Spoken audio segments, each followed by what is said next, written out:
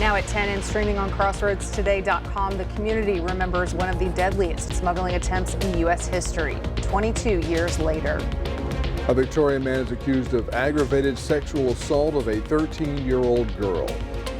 Plus, a new tech-based effort is meant to tackle Victoria's stray animal problem. We'll have a look at how it works.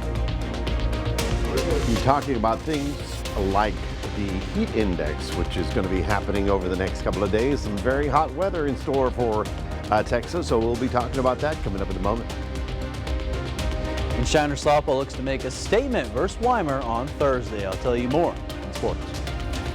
You're watching 25 News now at 10. Good evening and thank you for joining us. I'm Shawna Currie. And I'm Brubaker.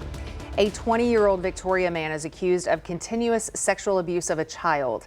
Investigators say Trinidad Ramon Menchaca assaulted a 13-year-old girl multiple times over a period of several months.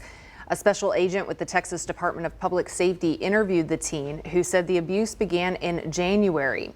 Social media messages between the two reportedly confirmed the relationship. A forensic interview also revealed that Menchaca knew the girl's age at the time. He is being held in jail on no bond. Tomorrow marks 22 years since one of the deadliest human smuggling attempts in U.S. history. On May 14, 2003, 19 undocumented immigrants died inside a packed trailer abandoned in Victoria County. The temperature inside the trailer reached 173 degrees. Among the victims, a teenager and a 5-year-old boy. Every year, families, advocates, and community members gather to honor their lives. This year's memorial service will be held Saturday, May 17th at noon near the intersection of Fleming Prairie Road and Highway 77, close to where the trailer was found. A new trial date is set for a Bloomington man accused of murder in Victoria County. Lazon Norman was originally scheduled to go to trial on Thursday, but that date has been pushed to August 6th. A hearing is set for July 10th. Norman was arrested last October, accused of shooting and killing Nathaniel Escobedo on the 9,800 block of Lower Mission Valley Road. Norman pled guilty to unlawful carrying of a weapon in December 2023 and August 2024. A Victoria woman faces 2 charges of manufacture and delivery of a controlled substance. Authorities arrested 47-year-old Vanessa Escalona. The Crossroads High-Intensity Drug Trafficking Area Task Force, helped by the Victoria County Sheriff's Office SWAT team, executed a search warrant in the 2400 block of East Mimosa Avenue. Officers found over 2,000 grams of methamphetamine and over 1,300 grams of heroin.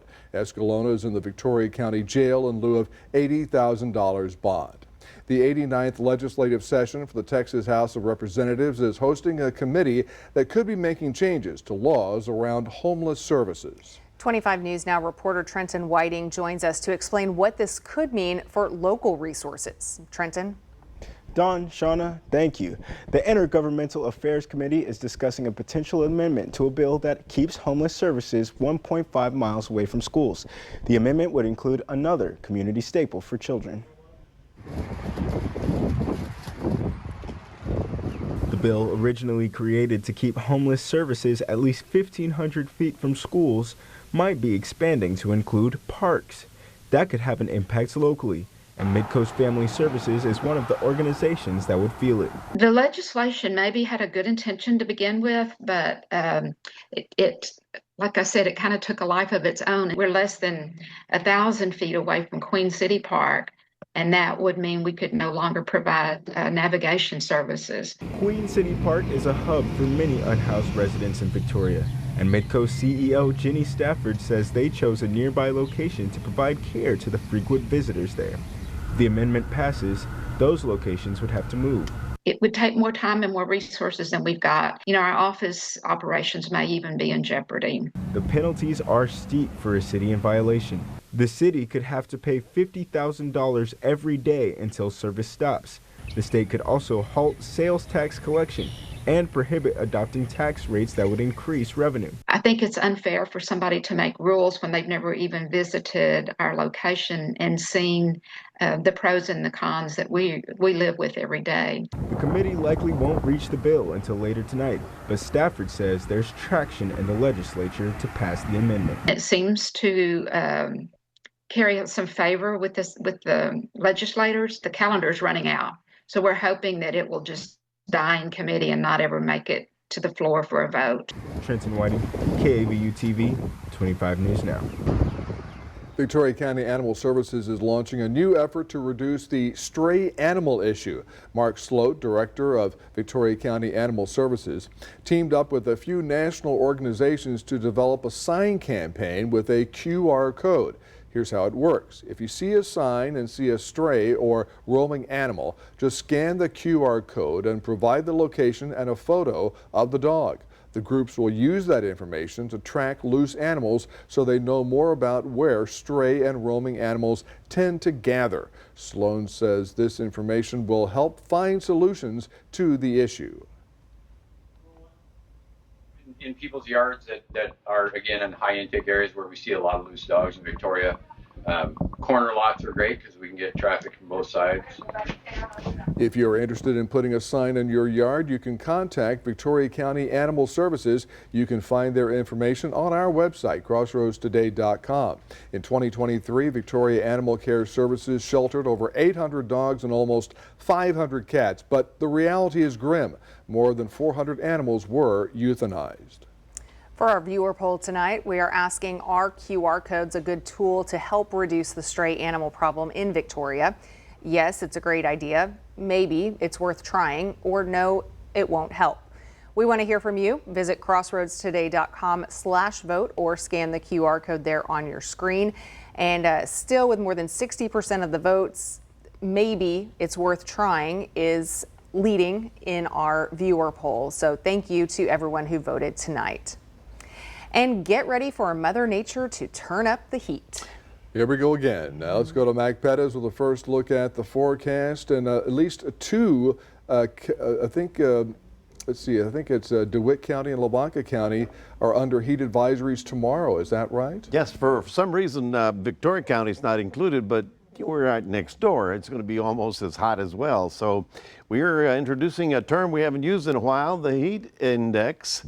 And you can see how the heat index will be rising. When it gets to 104, that's when it's in the dangerous category. So yeah, all of a sudden we've got a big heat wave coming in mid-May. And then after that it's June, July, August. It's going to be a long summer. We'll talk more about it coming up in a moment. Mac, thank you. In Pennsylvania, a Trump-appointed federal judge ruled the administration can continue using the Alien Enemies Act to deport migrants, marking the first court win for the policy. The ruling stems from a case involving a Venezuelan man detained at an ICE facility near Phillipsburg, Pennsylvania. The judge said migrants must be given 21 days notice in their native language and a chance to be heard in court. This decision applies only to detainees held in western Pennsylvania and goes against recent rulings from other judges, including in Texas. Capitol Police removed at least 25 protesters from the House Energy Commerce Committee hearing Tuesday. House Republicans are pushing a controversial plan to cut Medicaid spending. It's meant to save millions in order to help fund President Trump's broader tax and spending cut agenda. Sherelle Hubbard has more on what's in the plan and why it's drawing strong pushback. Some very loud and vocal protesters were wheeled out of the House Energy and Commerce Committee meeting Tuesday afternoon. The committee has goals of cutting $880 billion from programs in its jurisdiction over the next decade, according to an initial Congressional Budget Office analysis, by clawing back unspent IRA funds, axing clean energy programs, and making changes to Medicaid eligibility requirements. The abuse ends now. Republicans say they intend to cut the waste, fraud, and abuse from programs like Medicaid. For far too long, illegal immigrants and able-bodied Americans who can return to the workforce have been draining funds from the low income who need that Medicaid. One version of the committee's proposed plan would require certain recipients, ages 19 to 64, to work at least 80 hours a month to retain their benefits. Chairman Brett Guthrie says the plan is for Medicaid to cover only the people it was intended for. Expectant mothers,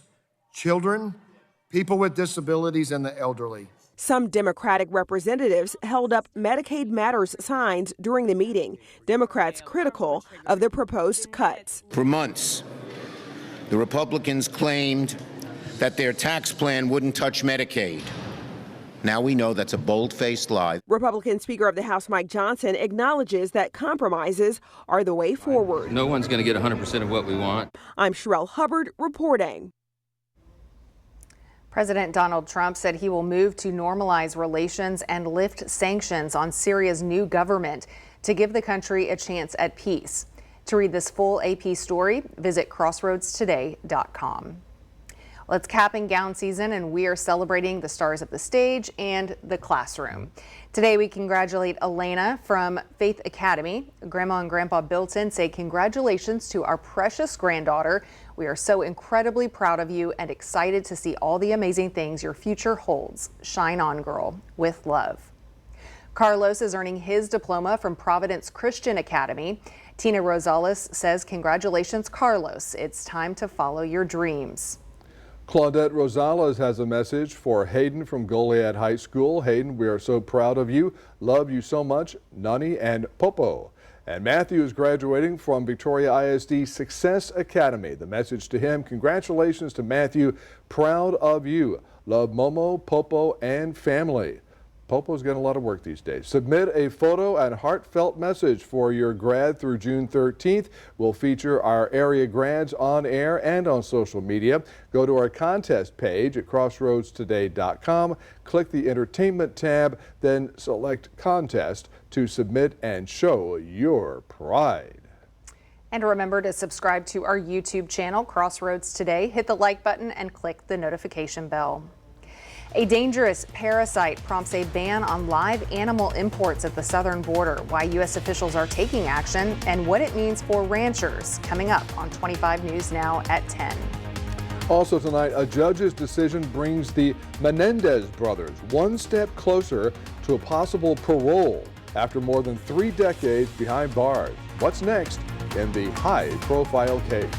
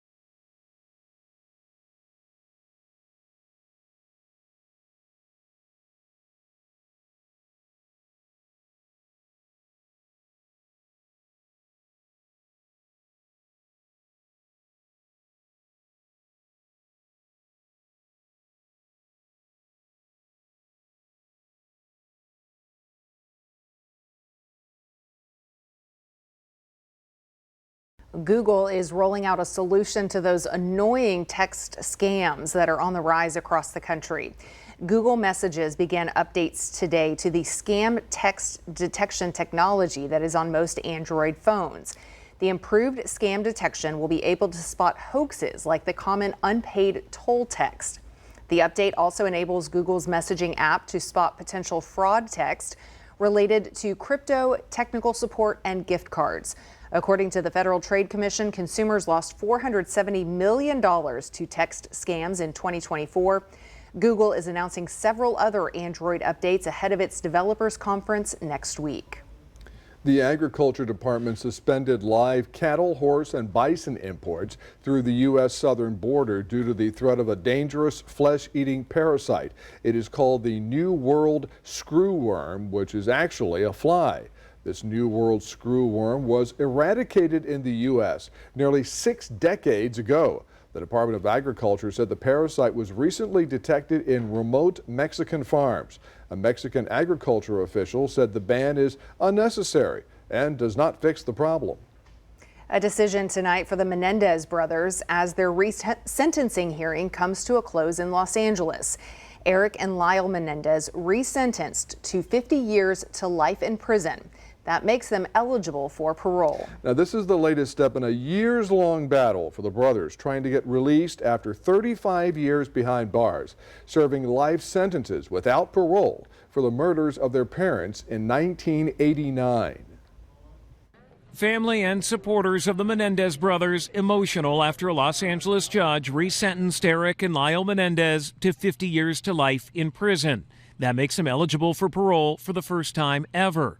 Their attorney, Mark Garagos, arguing after 35 years in prison, Eric and Lyle have been rehabilitated. The fact is, the Menendez brothers have done remarkable work, and today is a great day after 35 years.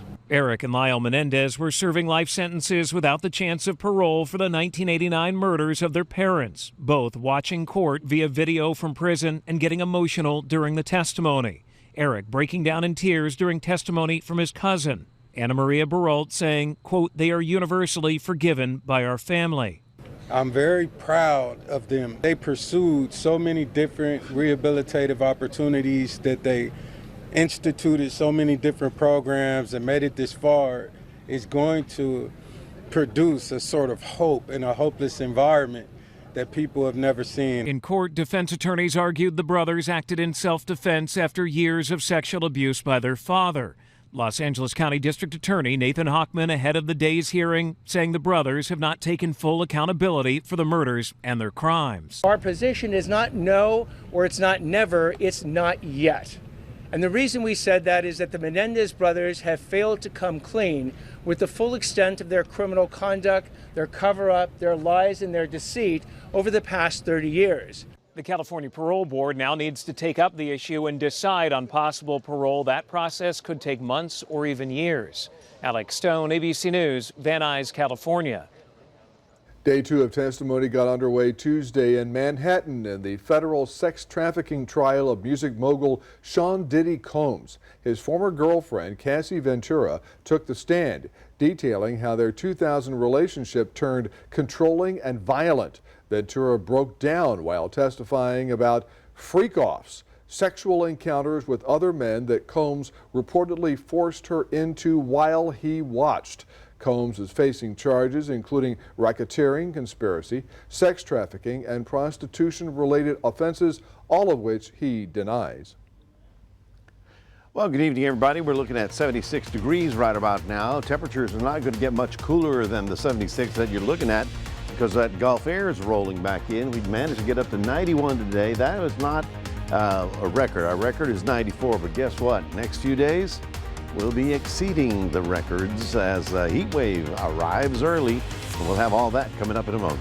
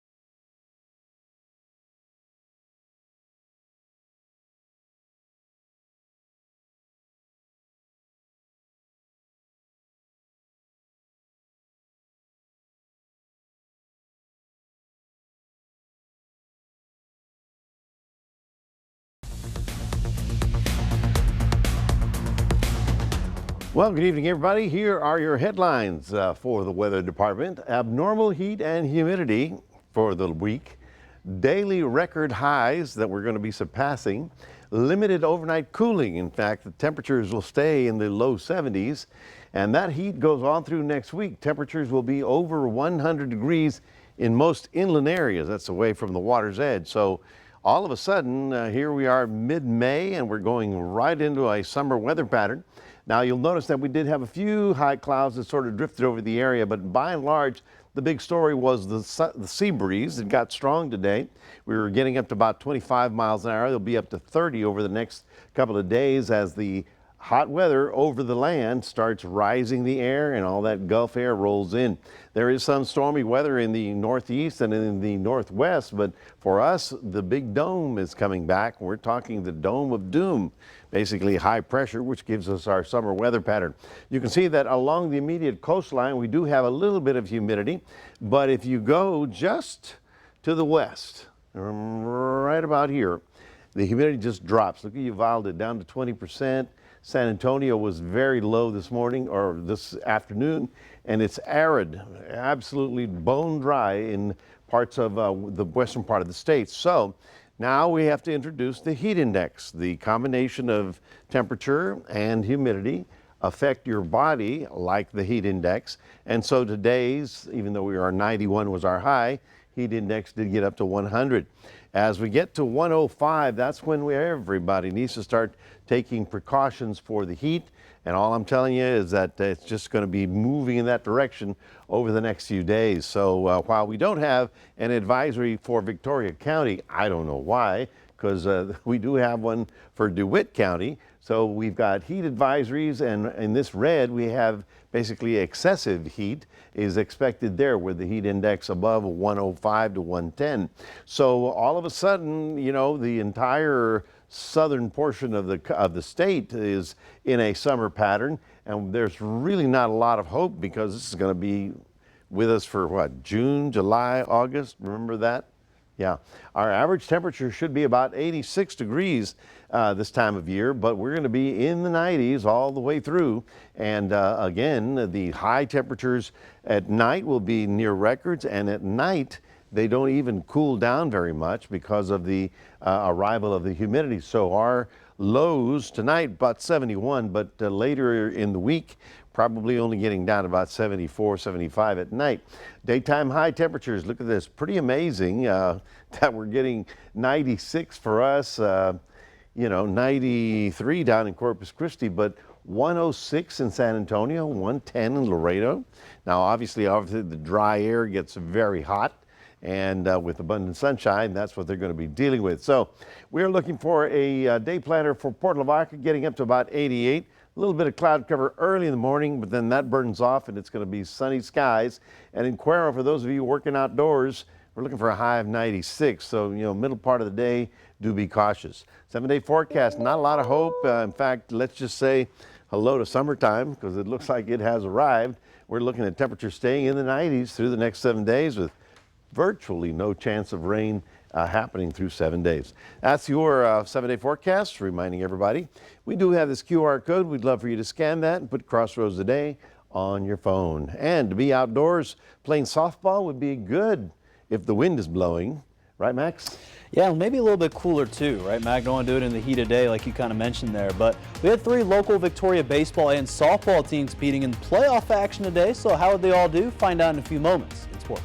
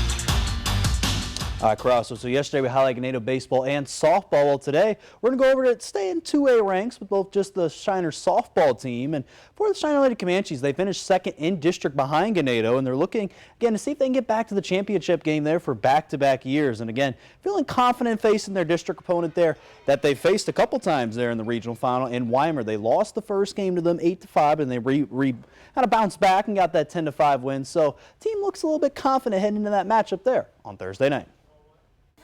We just really got to focus in and start tuning things up more and more every single day, every single practice. Take every moment on this field and take it as far as we can as to get better and to prepare our team for success. Every single ball that's hit to me, whether it be in the air or on the ground, I make sure to take my time and to really focus on what I'm doing, my footwork especially. And I feel really good. We have a great team. We have a lot of talent on this team, so I think we're going to do really well. Well, we played Weimar quite a bit before, and I think we know what we need to work on, and I think we're trying to do that to the best of our ability. And as you heard there from Chris Menendez, says again, they played Weimar twice, so they're hoping to see if they can kind of break the ice there and see if they can beat Weimar there on Thursday. Again, Game 2 will be there on Friday with a possible Game 3 on Saturday. Now, staying with Shiner, the Comanches have one representative, Jennifer Ariano. It's going to be in the state tennis tournament that will start here on Thursday out there in San Antonio. She's competing in the girls' singles in her first-round matchup between Carter Holloway there from Grover. So Ariano talked about us today about how she's feeling going into Thursday for round 1 action. I mean, I think it's been going great. We've had so many losses, but also a lot of victories, which honestly, that's what it counts for. And I mean, I've been having a lot of fun with my teammates. I am so happy that this hard work that I've been putting out through all season has finally paid off. And I mean, this is unreal, and it's an unreal feeling, but I'm so excited, and I'm proud of how far I've came, and I'm just gonna do my best, and we'll see how far I go.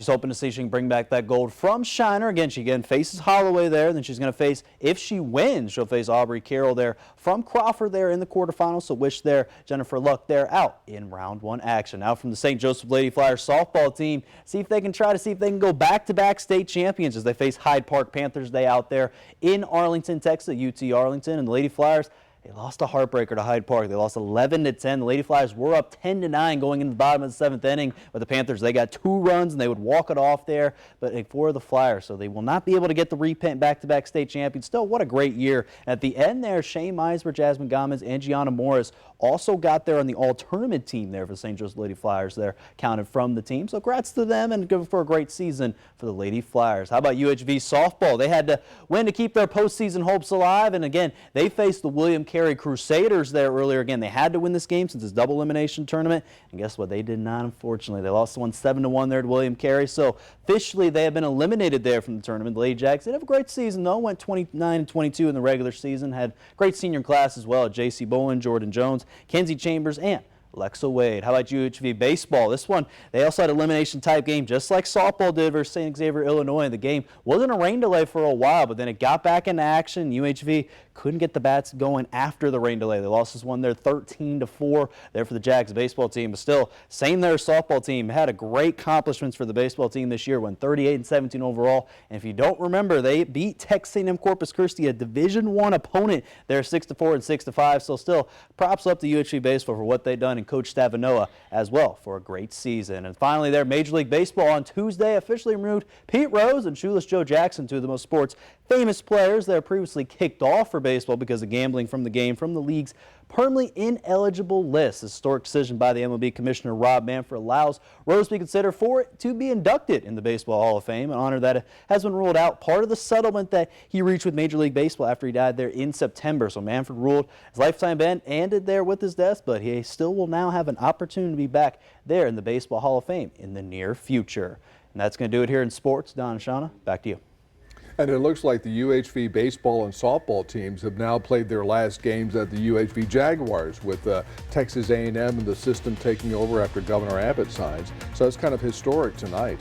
And stay with us. Coming up on 25 News Now at 10, we'll take a last look at your weather. Plus, a routine traffic stop leads to an unusual rescue, the surprising discovery after the break.